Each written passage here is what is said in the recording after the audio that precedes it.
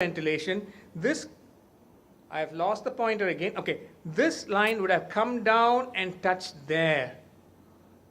That's how you differentiate between pressure support and pressure control when you see a flow time scala. Okay, now if I am superimposing the square wave into that, why am I doing that? Most of the modern ventilators will allow us to give a decelerating flow pattern even in volume control. Okay, when you do it, this is what happens. Look at the difference between a square wave pattern and a decelerating flow. If your patient is in volume control, the flow, peak flow is the same, but the inspiratory time is different. So that is why when you have an asthma patient, we want to ventilate them in square wave pattern because they need to have shorter inspiratory time and a longer expiratory time. The overall cycle time will be same, but the moment you put on a square wave pattern for the same tidal volume, the inspiratory time comes down, peak flow remains the same, expiratory time prolongs. That's what I've shown there. We don't see this anymore. It's called the accelerating flow. We don't use it. And this is the flow that we classically see in spontaneously breathing patients, the sine wave. Okay? So these are the 3 or 4 patterns of flow that you will see. I'm going to talk about flow, and I'm going to use the square wave pattern as the teaching one, mainly because it's easier to understand, and most of the literature would be on the square wave pattern. Okay, so let's look at the inspiratory flow patterns precisely. As you said, it is square wave, and the inspiration begins at the baseline, goes rapidly up. Okay, what you need to know is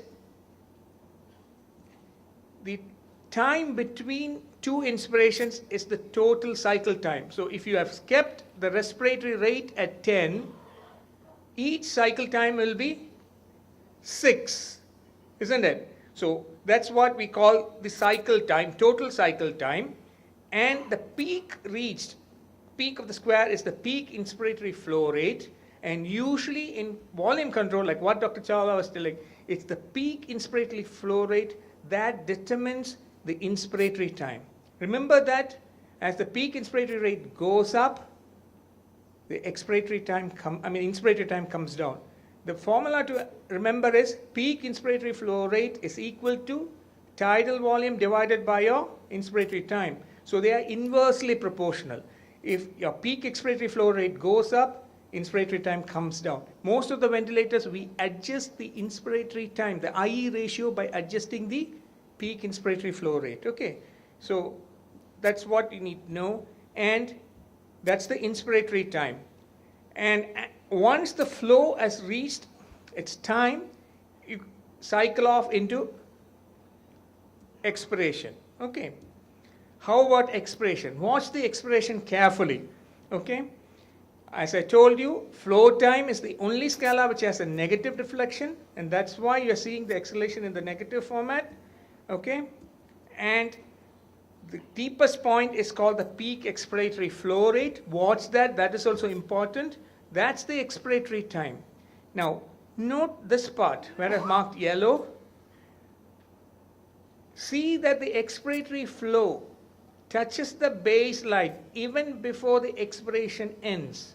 So all of us breathe, but our expiratory flow comes to 0 even before the expiration completely stops. Okay, that is very normal. If you don't see that, it means we are not giving enough time for the patients to empty the lungs.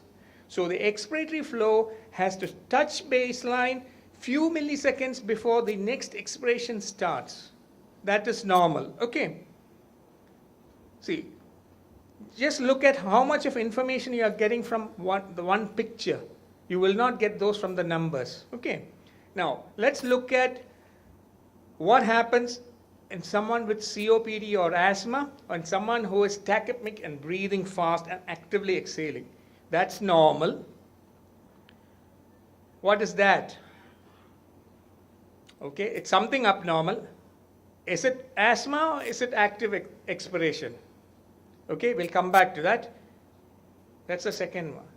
Okay, let's superimpose the normal expiratory form and let's see. Now, what has happened to this? Look at the peak expiratory flow rate. It has become shorter, okay? Smaller peak expiratory flow rate. We make all of our asthma patients do peak expiratory flow. It's out there in the Cipla booth if you haven't seen that little instrument. And peak expiratory flow, what happens to it? Drops. That's exactly what you are seeing here. Look at the expiratory time. Okay? It's prolonged. So what is this? Asthma or obstructive airway disease. Go to the second one. The peak expiratory flow rate has gone up. I mean, it has increased. So it cannot be obstructive airway disease. And look at the expiratory time. It's almost the same.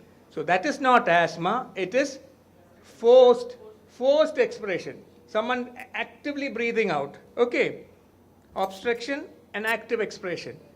Okay. Picture that gives million whatever. Okay. Fine. Now let's see what happens here. This is our asthma patient. Before something was done. Okay. Here something was done. So what has happened?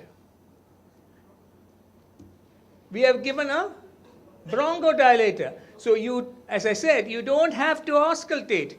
Stethoscopes are going away from ICU. You don't need stethoscopes. Okay.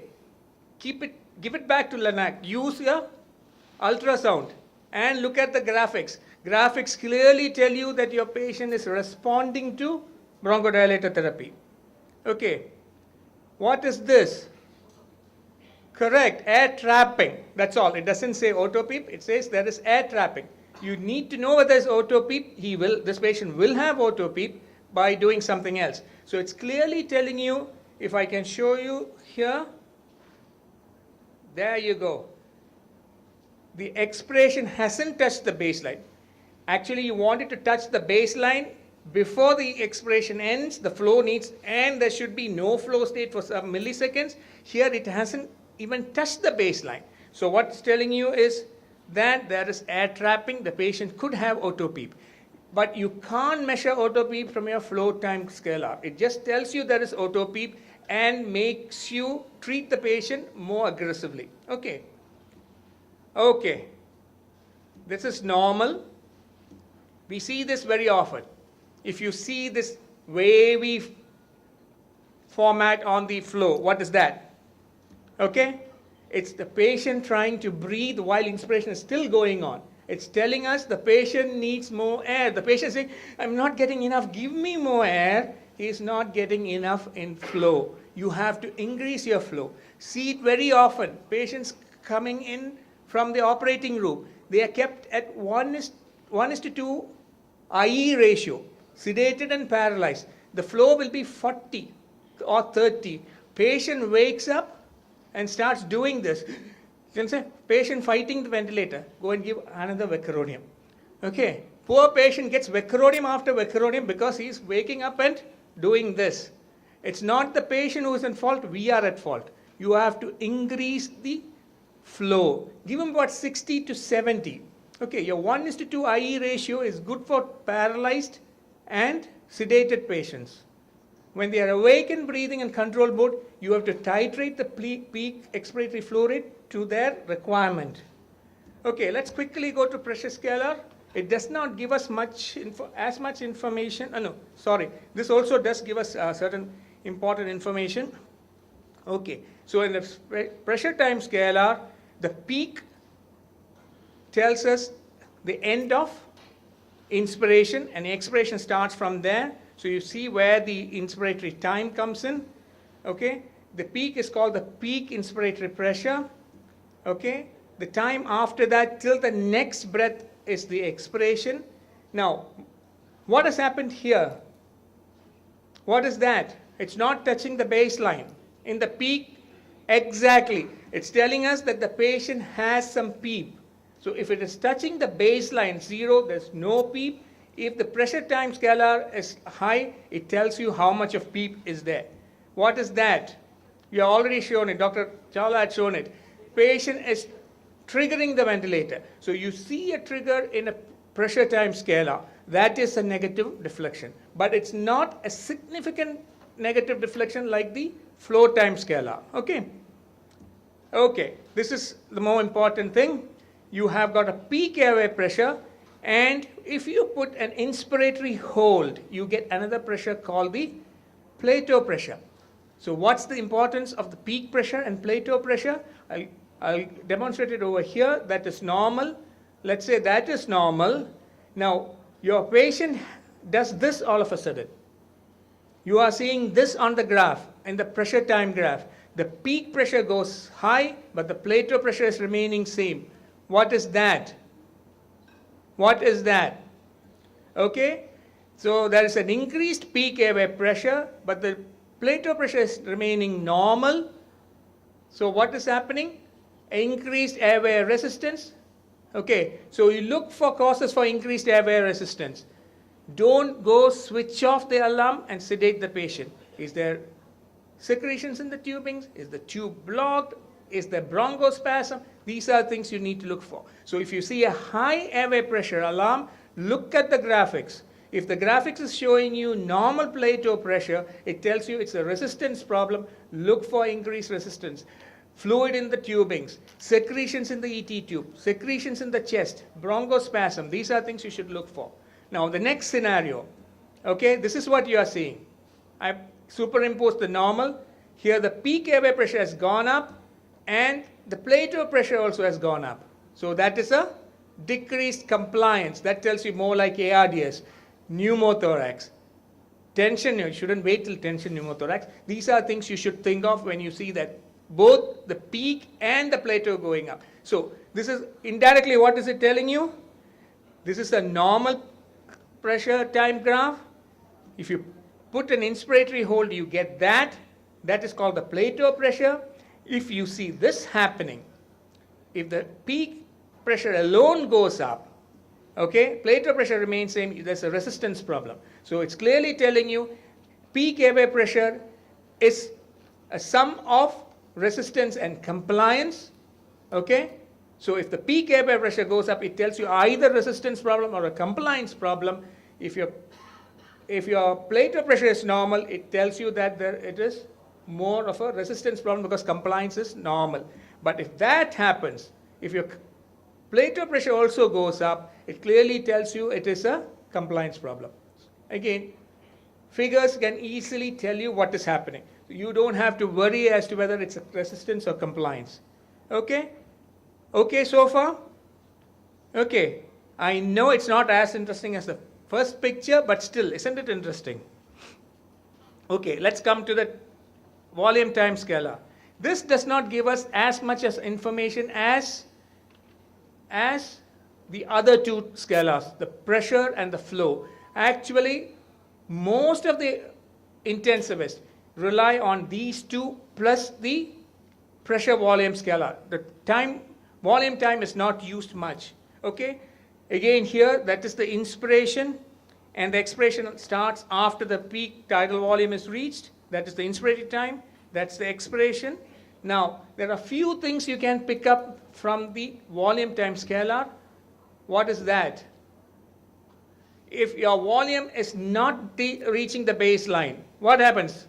Where does the volume go? No, it cannot trap inside. It's leaking somewhere. Okay, look for air leak. Is the cuff inflated?